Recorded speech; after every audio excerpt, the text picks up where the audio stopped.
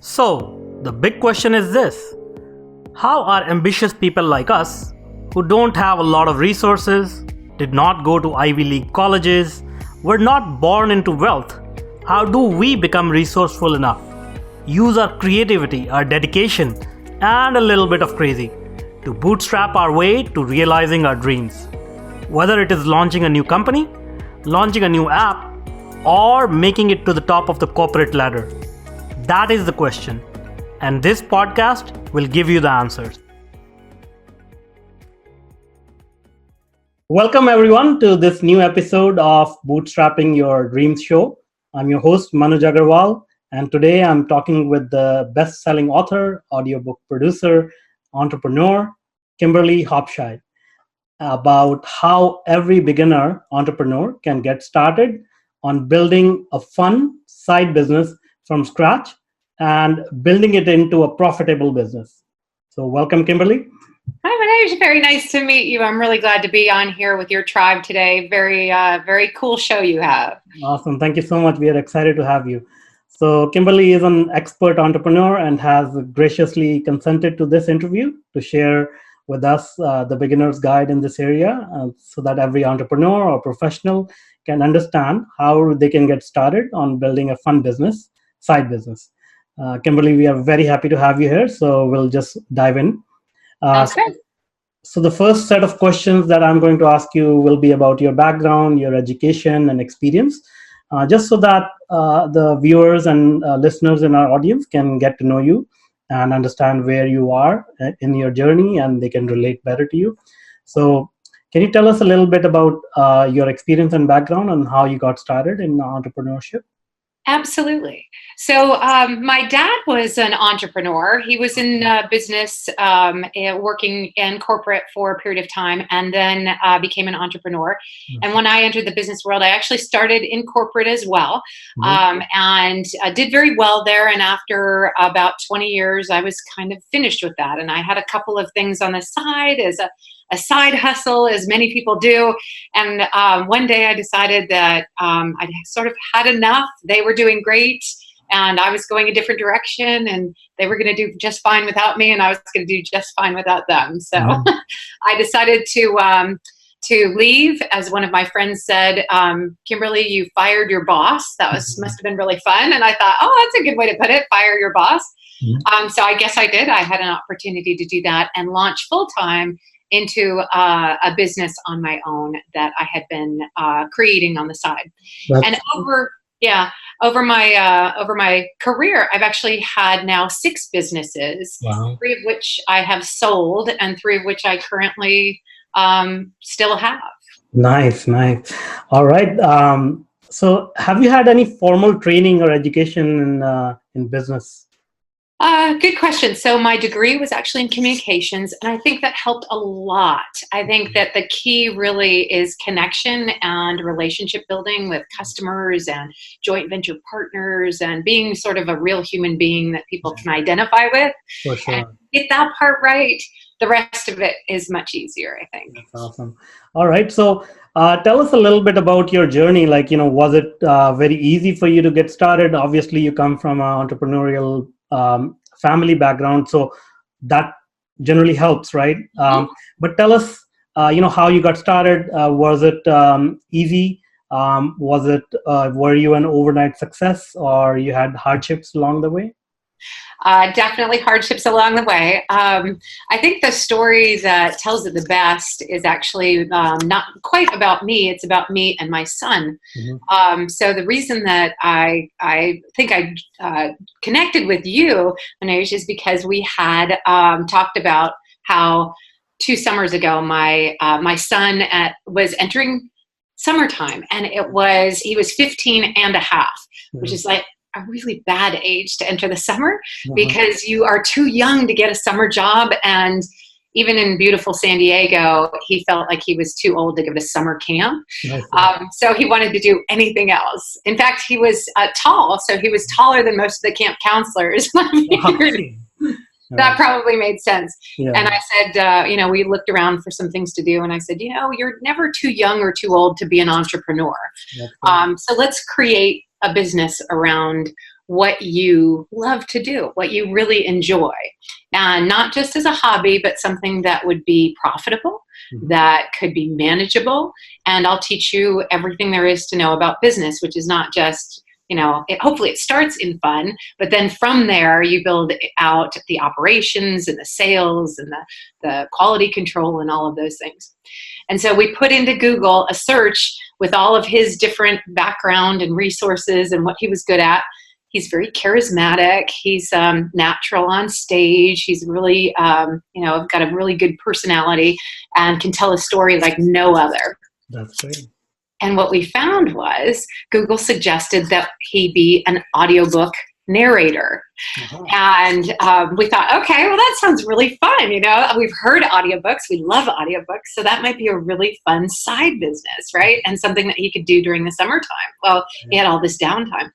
So sure enough, we bought some equipment on Amazon and had a little seed money and got started. And within the first month, he was profitable.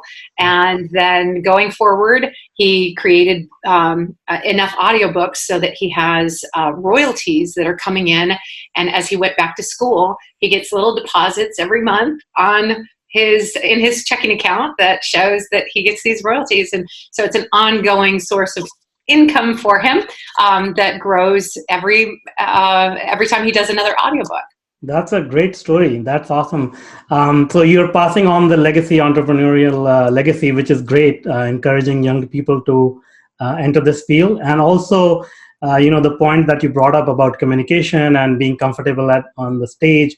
I mean, those are really key skills as well. So I advise every entrepreneur to really work on those as well. So that's great. All right. This has been a great start to the interview. So I'm sure we'll have lots of fun. So let's dive into our beginner's guide that we wanted to share with the entrepreneurs. So tell us, you shared a story about your son. But let's say somebody else wants to do something similar and they want to start a side business. What should be their first step? Yeah, great question. So I really encourage people to start with what they love doing, but also who they love working with. Because most importantly is whoever you're going to sell to, whoever is going to be your audience, they're going to be in your life quite a lot. So you're going to have to really enjoy working with that group of human beings, whoever that is. So if you have a real passion for working with children, or you have a real passion for working with entrepreneurs, or a real passion for working with authors, or maybe your passion is working with energy healers or coaches, or people who like sailboats and go sailing, whatever it is, find out what kinds of people you really like working with, and then find out what it is that they want or they need by asking them, not by guessing or thinking, hey, I've got the perfect solution, but by going and talking to them and saying, what would make this even better for you? And that's really probably the first couple of steps. So find out what you really love doing and who you really love working with. And then step 3 would be find out what that group of human beings needs that you would want to do. That's great. Now, can you tell us a little bit of a methodology? Like, you mentioned that you searched in Google after inputting some of the interests. Can you tell us some other tricks people can use? Because a lot of times I talk to people and they say, I want to do something, but I don't know what I want to do and what interests me most.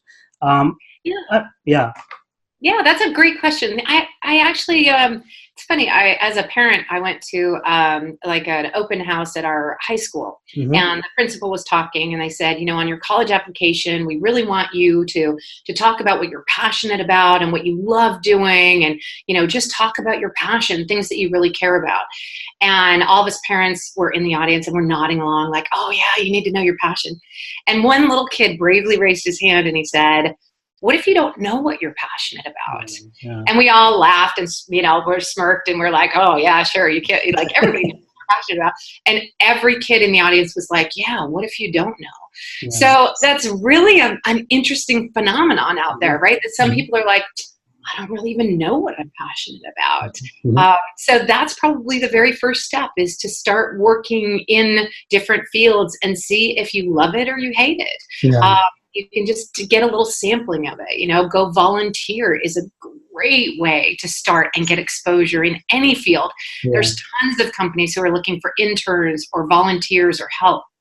If you think you want to do athletics, maybe volunteer at a sporting event to hand out water or something and see if that's your cup of tea. Yeah. And that kind of approach to it will get you in there and involved. And if you feel yourself dreading going back the next day, you know that's probably not going to be a deep passion of yours, at least not that aspect of it. That's true. That's true. And also, there's something to be mentioned about, it needs to be something that you can get into easily if it's your side business. And obviously, that implies you may not want to invest a whole bunch of money into it. Then, yeah, I mean, something simple will be a good start, right? Oh, I couldn't agree more. Mm-hmm. So when we started this audiobook business, for example, you certainly could buy a huge amount of equipment and the best of everything and have spent thousands of dollars making that happen and just, getting exactly the right everything.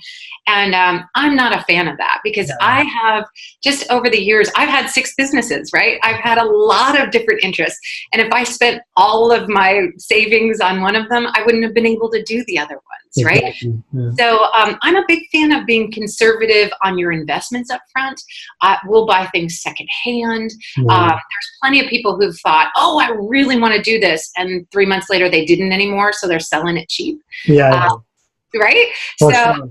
That's my style, is to go look for the things that are, like if you want to do it, just get it on the cheap, see if you can get a smaller version of that. Literally the audiobook studio that we have is Harry Potter style, under the stairs in a closet, right? They recommended that it be in a closet, a closed room, and so we didn't rent studio time or anything. We didn't rent anything. We just bought an expensive microphone for $200, and that was our biggest expense. Other than that, we got a used computer, we got a used stand, we got just things we already had around the house for baffling. We used the clothes in the closet to keep the noise levels down, and sort of did it to see if we wanted to do it. Once we got larger, we were able to make some investments, but they weren't really in the equipment. We had everything we needed there. We made investments in marketing instead. Yeah. That's awesome. Yeah, that's in the spirit of the show, Bootstrapping Your Business, for sure. Oh, yeah. All right. So once they have figured out their passion, what should they do next? What's the next step? Yeah, figuring out, after you figure out what you're passionate about, figuring out how it will sell to somebody. So I've sadly heard a lot of stories about people who say that they built a whole course and it's 8 sessions and it's 12 hours long and they're really excited about it and they launched it and they, specifically one guy told me this story and he said, and I know it's perfect, and I launched it and I got crickets. He used that expression, crickets, meaning nobody responded. It was totally silent. And in digging into it, we found that what he had to offer was in fact a fairly good solution for what they needed, but it wasn't actually what people wanted to buy. So one tip for your people who are out there trying to sell something, audience members, people who are buying, don't really want to buy anything to learn stuff. They don't want to be taught stuff. They want to get stuff. So rather than selling something that is going to teach them how to create an audiobook, you want to teach them, or you want to give them an opportunity to get into a brand new market or make money from a book they already created or something like that. So when you switch it to what they want rather than what you have to sell, that's really an effective piece. So my suggestion for bootstrapping is, once you figure out what your passion is, figure out what the person wants to buy rather than what you have to sell. Start there. That's great. It goes back to the same principle of communication, marketing, focusing on your customer. Oh, yeah. All right. And will you recommend, again, any certain methodology or tools to collect this feedback from your customer? How can they approach their potential customers? Because obviously, they don't have anything to sell right now, and they're just thinking about, okay, I'm going to go into, let's say, I'm going to sell some sailing product, How can they start collecting some feedback about that? Oh, my favorite time is before I have a product, believe it or not. That's my favorite time in the creation process. And again, I've had 6 businesses, so I've had a lot of experience with that, right? But the first thing that you want to do is go out and find your irresistible offer is going to be. And the way that you do that is from something magic called market research.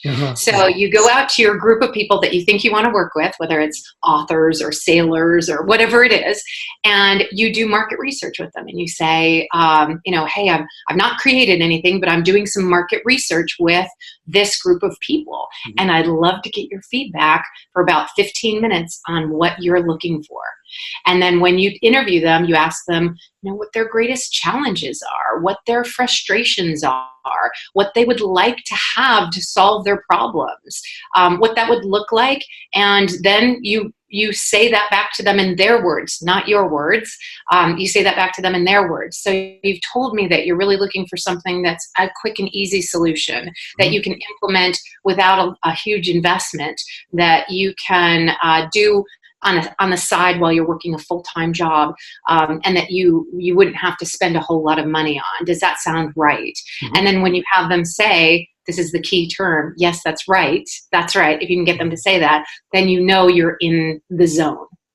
And then you ask them, okay, great. So now, assuming that we could get you that in a course or a class or a product or a service, how much would you pay for that if it actually worked and got you the results you were looking for?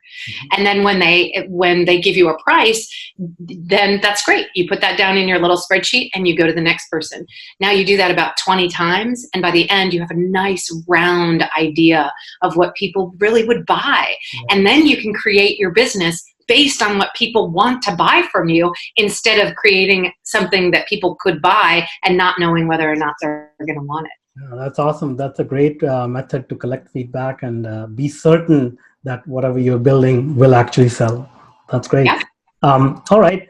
And now let's say, they have the feedback. They know they want to get into this field, whatever their target customer is. What is the next step in actually building that product, building that service, and then selling it? Yeah, so the way that I work with folks when I'm helping them build their business is to have them reach out to the people that they did market research with and give them feedback on that and say, hey, great news. We finished our market research and we have some results and I'd like to share them with you. Would that be okay? And then when you call them back and you set a time to call them back, then they say, yeah, what happened with that? And you say, great news. We're creating this. This is what it looks like. This is the product or the service or the class or whatever it is. And good news, we're doing a beta test with it. And all the first people that participated in the market research get it at this screaming deal of a price, whatever that is. Yeah. And would you be interested in joining the beta group?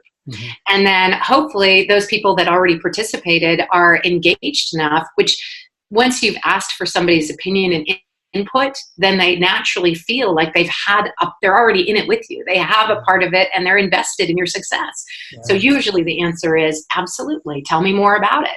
And then you have your first set of customers before you've even actually produced the product, right? So now you have that seed money to be able to grow and build upon after that. Now you are giving them a really good deal in the beginning. So maybe if you're selling the product for $10, you sell it to them for $2. As long as you're covering your costs and making a tiny profit. I always say, no matter how little the profit is, you have to be making a profit. We're not in here as charity. We're in here to make a profit. And you're giving it to them for a really good deal. Yeah. Then you get the first bunch launched. And then from there, you learn more and you can improve your product and go to the next bunch. That's great. Yeah. I mean, it's better. I mean, giving a deal is better than selling nothing. So, sure. And that's a very good point. Always keep room for some profits. Absolutely. Yeah. Now, it's really cool, Manoj, that you said even if it's small, making money matters. Well, I don't want to get too deep into tax guidelines, but when you are in the implementation stage and the creation stage, you can keep all of your receipts and all the money that you spend. You can keep a hold of that, but you can't actually write any of that off on your taxes until you've had your first sale. Yeah. And as soon as you've had your first sale, then you can write all that stuff off. Yeah. So it's very important to get that first sale, no matter what the profit level is, because that's when you're officially in business. Yeah. Before that, you're in startup mode. No, that's a very good piece of information here, because a lot of people get excited about the prospects of starting a business, yet they ignore, these annoying things like taxes and keeping records and keeping books and things of that nature, right? Which is also a very important part of the business, right? Yes. Yeah. Well, if you've ever been in corporate, you know that they have many different departments, right? There's going to be, in pretty much every business, there's something called, that's delivery, right? The product that goes out to the client. Yeah. There's also something called sales, right? There's a whole division of sales, and there's a whole division called operations. Now that may be legal, it may be accounting, it may be human resources, but all that stuff, right, has to happen in a business. And when you're a solopreneur, which means you're the one, you're it. Yeah. If you're a solopreneur or an entrepreneur of one, then you're all of those pieces, and you can't neglect any of them. A lot of people neglect sales and they get into trouble. A lot of people neglect operations and they get into trouble. Yeah. Usually people can handle the delivery, but sometimes even that gets a little bit snagged up. When they get too many orders and they can't fulfill on all of them, then they have challenges there. But yeah, it's multidimensional. Yeah. I mean, so you have to worry about each and every piece of it. Although these days, with the virtual assistants and freelancers, you can get help at a very reasonable price, but yet you still cannot ignore any aspect of this whole puzzle, right? Oh, you couldn't have said it better. I would just say ditto to that. Okay. Awesome. All right, let's talk about the mindset, because that's another really important aspect for entrepreneurs. So tell us a little bit about that. What kind of mindset do young entrepreneurs should have for them to be able to start a business and take it to a profitable level? Yeah. So mindset for me is this a hobby or is it a business? And it can be a feel-good, enjoyable business, but there's a difference between treating it like a hobby and treating it like a business. So the first thing about mindset is really focusing on whether or not you are generating income, right? So if you're busy color coding your files and making sure everything looks perfect and, stacking your desk just exactly right, or, trying to make your website as perfect as possible, and you're not generating any sales, you're not really in business. And if you're doing that after a period of time because you don't really like the sales part, you're not in business again. So mindset is really important, that you focus on, this is a business. We're here for a reason. We're not nonprofit, unless you are. We're here to make money, and we're not here to rip anybody off by any stretch of the imagination, but we're here in business to make money, to make trade. And so that's probably the biggest mindset thing, is to make sure that you're focused on that it's a business, not just a hobby. Sure. And then second to that is making sure that, one thing that I heard from a mentor of mine, and I'm a huge proponent of having a mentor, a coach, and a mastermind group. Those are really, really key for any new sprouting entrepreneur. They don't have to be expensive. You don't have to dive in and spend, hundreds of thousands of dollars on it. But it's really important to have somebody that can help you move your business forward. And one of my mentors said to me recently, actually, and I thought this was genius. The biggest mistake an entrepreneur can make is to not make money. And I know that sounds silly, but the more I thought about it, the more I thought, that is so prevalent in this world, right? There are so many people who, somebody will come knocking on their door and say, I want to buy this from you. And maybe it's not exactly what they sell. And they'll say, I don't do that. And you think, wow, if somebody was just ready to hand you a check, why don't you just have a conversation with them before you say it? For sure. So, I'd say just be open to making money. All right. That's obviously a good piece of advice. So what are some of the challenges that these young entrepreneurs are likely to face? Because obviously there are going to be a lot of challenges, and it'll be good to be prepared for them. So what can you share about those challenges? Well, that's a really good question. I would say that you probably need to plan in advance for what happens if you get bored and don't want to do it anymore. I know that sounds silly, but that happens very regularly, right? One of the things that you mentioned is having virtual assistants and freelancers and people at your disposal to be able to offload some of your work to. Mhm. I am a huge proponent of that. I believe in that fully, and that's why I said ditto when you said it. If you get into a business and you continue to do it and you start to get a little bored, or you're not really interested in it, or you're waking up on Tuesday, Wednesday, and Thursday morning like, I don't want to do this anymore, you've got to have a plan in place for what happens for those clients, right? What happens to your inventory? What happens for your, for your business if you don't want to do it on Tuesday, Wednesday, and Thursday? Yeah. So I would say that's probably the biggest thing to plan for is what's either your exit strategy or at least your temporary, I don't want to do this week kind of strategy. Yeah. All right. And one thing you brought up, which is obviously very important, sales and marketing. So a lot of people shy away from that, and obviously sales is not something that comes naturally to a lot of people. What will you recommend there to strengthen that aspect of their business, sales and marketing, bring in some revenue? Yeah. So first off, I would say that sales is not a dirty word. You just have to get your mind around the part of sales that you like. And you probably like some part of sales. Maybe you like networking. Maybe you like customer service. Maybe you like handling new orders when they come in and asking follow-up questions on them to do maybe an upsell or something like that. There's probably some aspect of sales that you do like. And I would say make sure you're thriving in that and spending a lot of time in that. If you really don't like any sales, you're going to have to find somebody who does, and you're going to probably have to compensate them for doing it. Otherwise, you don't have a business if you're not going to sell anything. Very rarely are you going to be able just to produce a product and have it sell itself. Even if you listed something on Amazon, you're going to have to pay Amazon for selling it for you, right? So you're going to have to either spend money on that or do it yourself. As an entrepreneur, if you can get your mind around liking sales, then I would suggest that you do that as quickly as possible. Because really, we're always selling ourselves. Even if we're working in a corporate job, we're kind of selling ourselves, right? For sure, yeah. That's something that a lot of people cannot get their head around, which is what you brought up. Even when they're doing their job or they appear for an interview, they are selling themselves. And we all sell ourselves, even when we go on a date or anything like that. So that's something that we all need to learn, how to market ourselves and sell. All right. Now, is there anything else that you would like to share in terms of how people can build their businesses and start a side business? That's something that I have not asked you already in this interview. Yeah, I'd say a lot of people worry that they're not going to be able to do it as while they have an existing job. Mm-hmm.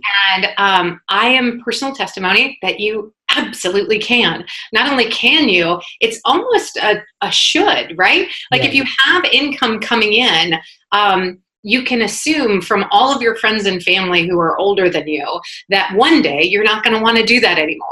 And you're going to want to try something else. So it's really kind of cool to have what we call a side hustle of something that we like doing, where there's a stream of revenue coming in on the side. Maybe it's just small, but then one day you may be able to grow it or meet somebody who wants to grow the other part of it or build on it in some way and have that then grow into a business that can have recurring revenue. My ultimate goal for people after they've sort of bootstrapped and put their business on the map is to get their business to a point where it's recurring revenue, whether they're there or not. For example, for my son, he went back to school and he still has checks being deposited into his account, even though he's not creating audiobooks at that time, right? Awesome. It's a recurring stream of revenue. So if you can create a side hustle that makes that recurring stream of revenue, the greater you build that, then one day you can retire and have that feeding your bank account. And it's pretty cool. Yeah, that's great. Yeah, and the internet allows us to do that. These type of businesses were really hard to build a few years ago, but now with the power of the internet, it's very possible. And even if you retire or even if you're traveling, you can still work on your business as long as you have a computer and an internet connection. Absolutely. The three big reasons people get into business are usually for freedom, and it's time freedom, location freedom, and financial freedom. And if you can get those three things out of a business, you've won. Awesome. That's great. That was a very high note to end this interview on. So thank you so much, Kimberly, for this interview and sharing your wisdom and experience. I'm sure the entrepreneurs and professionals in our audience have a much better idea of how they can start a side business and drive it to profitability. All right. Okay. So much for having me. What a pleasure to be here with you today. Same here. Thank you so much. So again, I'm Manoj Agarwal, and thanks a lot for joining us on the Bootstrapping Your Dreams show. I'm guessing there are a lot of type A ambitious personalities in the audience today. And you guys are always busy thinking about your next big move, your next plan to conquer the world. I know, because I'm also constantly trapped inside my own head. To avoid stress and live a healthy and happy life, I highly recommend Ziva Online Meditation course. This course is taught by world-renowned meditation teacher Emily Fletcher. Trust me, meditation has been scientifically proven to reduce stress and heal chronic ailments. So if you want to learn meditation, then you would want to check out this course for sure. I can vouch for it. It helped me tremendously. Go to go.tetranoodle.com/Z1. That's go.tetranoodle.com/Z1. And now, I'd like to invite you to check out my software consulting services and professional training programs at www.tetranoodle.com. We provide world-class consulting services on anything related to technology and software. And we are growing very fast in the areas of education and professional training for software and IT engineers.